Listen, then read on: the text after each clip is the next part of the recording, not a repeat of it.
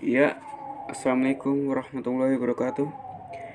Kami dari kelompok 2 ingin mempresentasikan dari hasil kerja kami.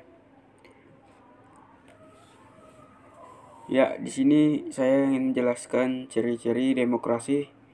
Ciri utama dari sistem demokrasi adalah tegaknya hukum di masyarakat dan diakuinya hak asasi manusia atau biasa disebut HAM. Nah, oleh setiap anggota masyarakat di suatu negara, posisi rakyat dalam sistem demokrasi sederajat di hadapan hukum dan pemerintah. Rakyat memiliki kedaulatan dan hak yang sama di segala aspek kehidupan.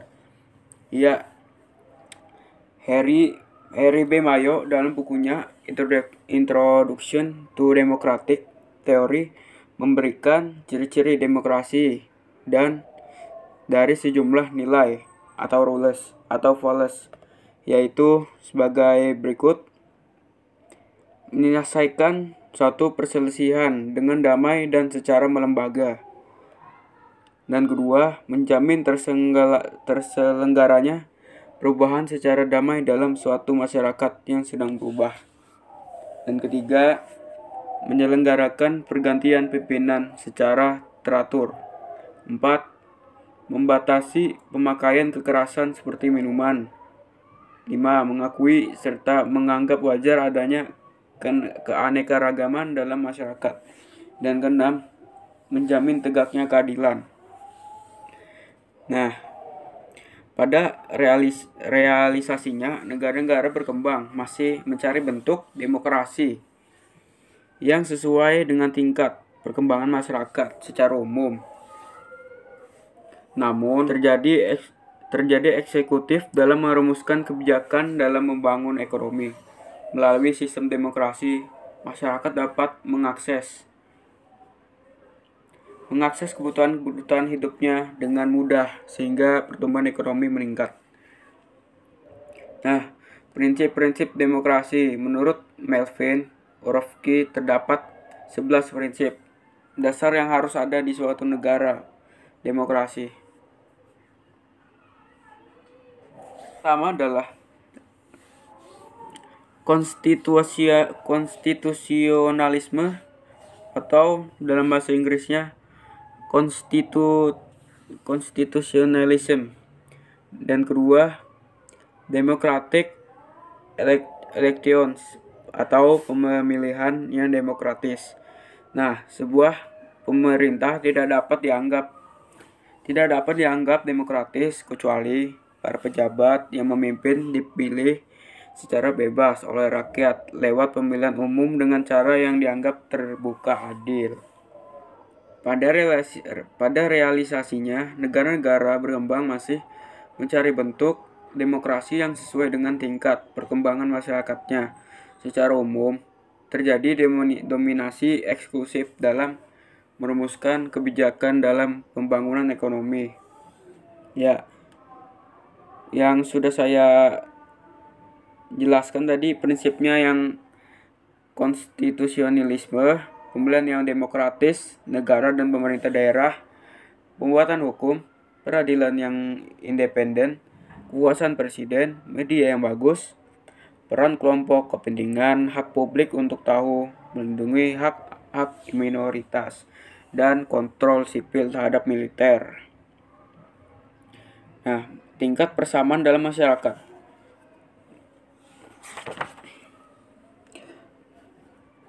Dalam teori dan praktik politik demokrasi, masalah lain yang tidak kalah pentingnya adalah tingkat persamaan. Ya, sejumlah negara baik yang menerapkan sistem politik, demokratis maupun tidak, selalu berupaya mencapai tingkat persamaan yang lebih besar. Nah, terdapat 5 ide terpisah atau kombinasi yang berkenaan dengan masalah tingkat persamaan di dalam masyarakat. Kelima ide itu adalah persamaan politik, persamaan di muka hukum, persamaan kesempatan, persamaan ekonomi, dan persamaan sosial atau persamaan hak. Ya, hanya itu yang saya bisa sampaikan kali ini. Assalamualaikum warahmatullahi wabarakatuh. Oke, lanjut. 4. Tingkat persamaan dalam masyarakat. Tingkat persamaan merupakan tingkat yang penting dalam demokratis, yang selalu berupaya mencapai tingkat persamaan yang lebih besar. A. Persamaan politik. Persamaan politik dibagi dua, persamaan hak suara dan persamaan untuk dipilih sebagai pejabat dengan kualifikasi khusus. Kemudian yang B, persamaan di depan umum.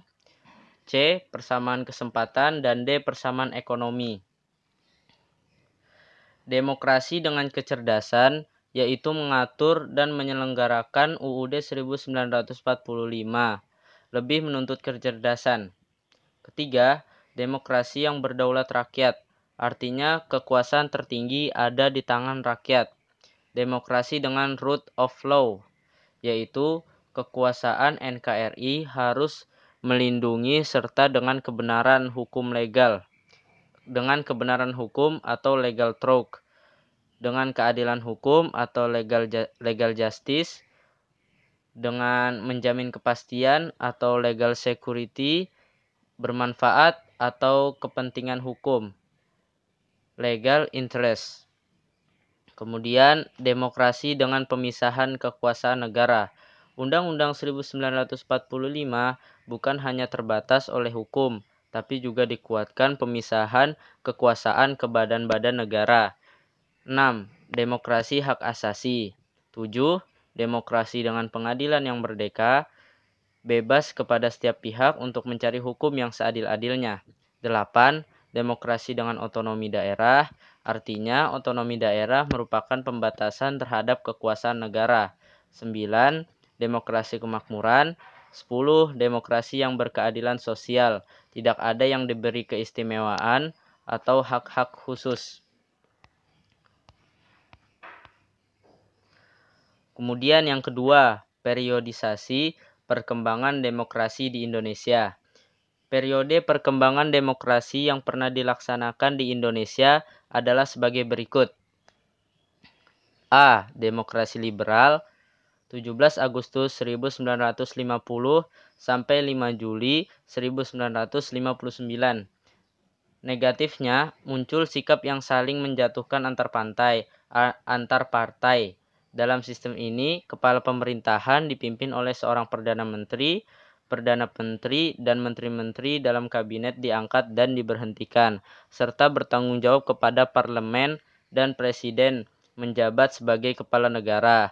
Kabinet presidensial yang dipimpin presiden diganti oleh kabinet parlementer yang dipimpin oleh seorang Perdana Menteri. Dalam kabinet parlementer ini, Sultan Syahrir diangkat sebagai Perdana Menteri pertama.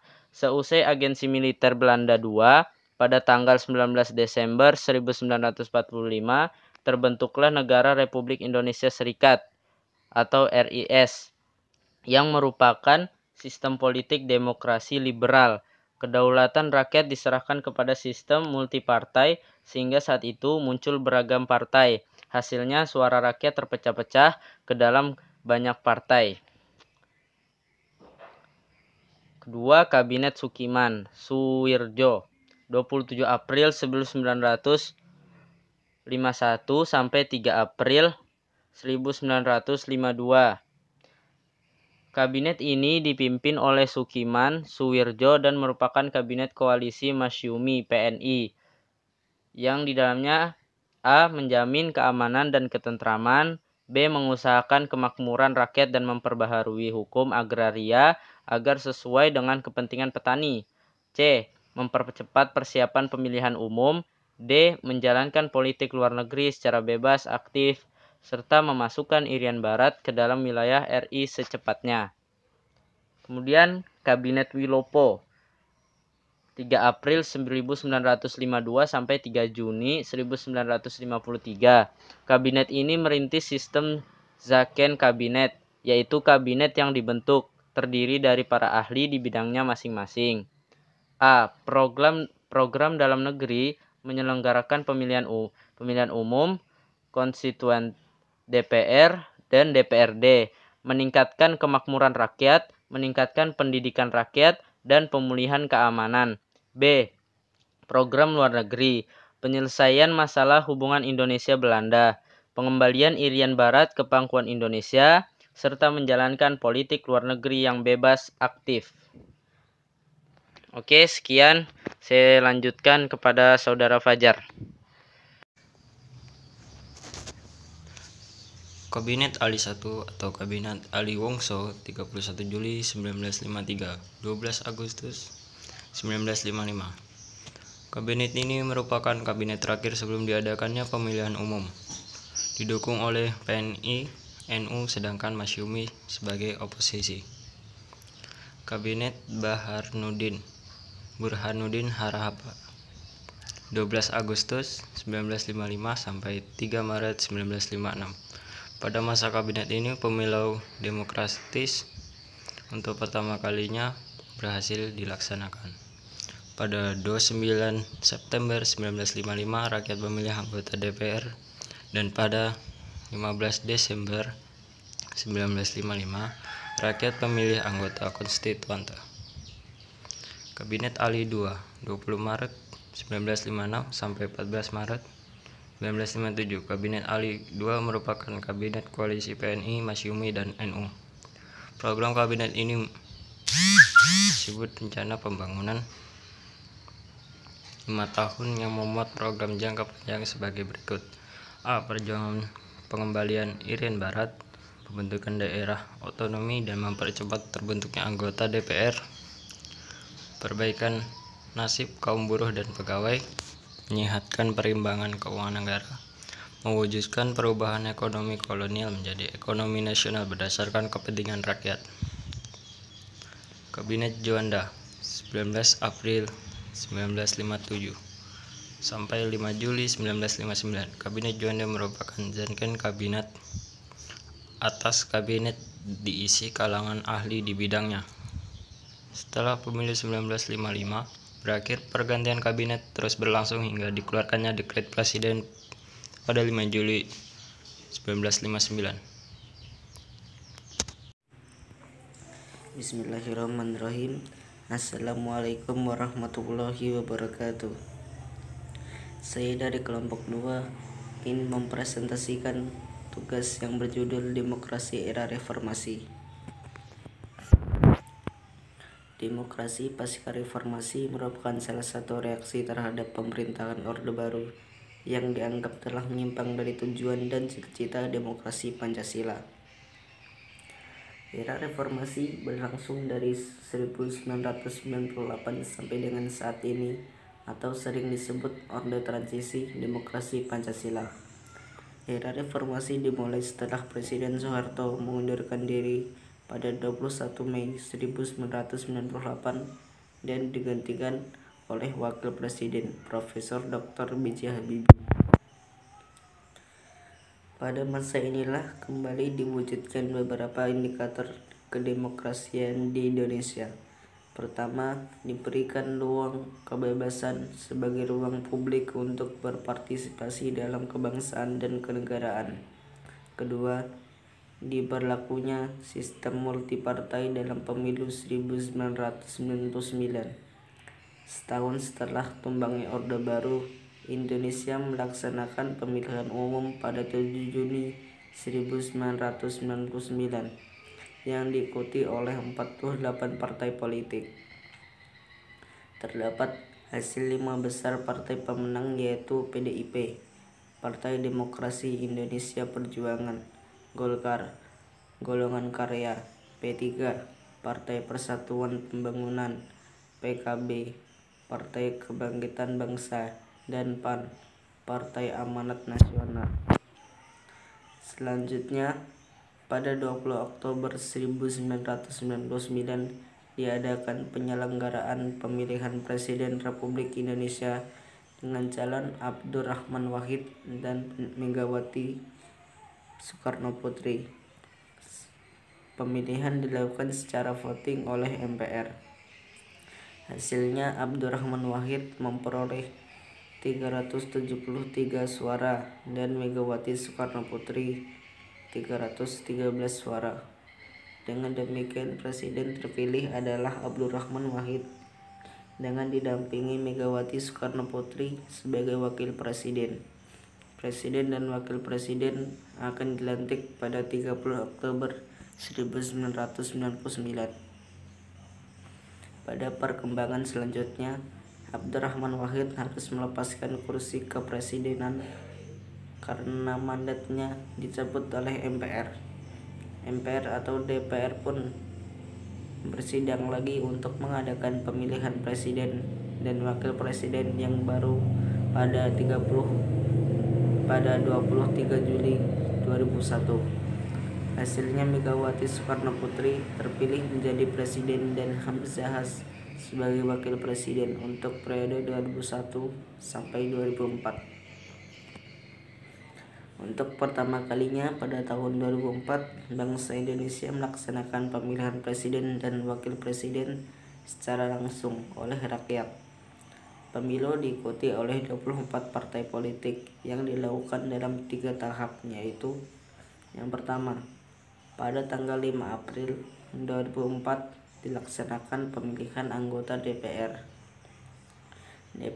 Kota atau Kabupaten, dan DPD, Dewan Perwakilan Daerah. Yang kedua, pada tanggal 5 Juli 2004 dilaksanakan pemilihan presiden dan wakil presiden tahap pertama. Yang ketiga, pada tanggal 20 September 2004 dilaksanakan pemilihan presiden dan wakil presiden tahap kedua. Ini saja yang dapat saya sampaikan dalam presentasi kali ini. Demikian dan terima kasih. Assalamualaikum warahmatullahi wabarakatuh.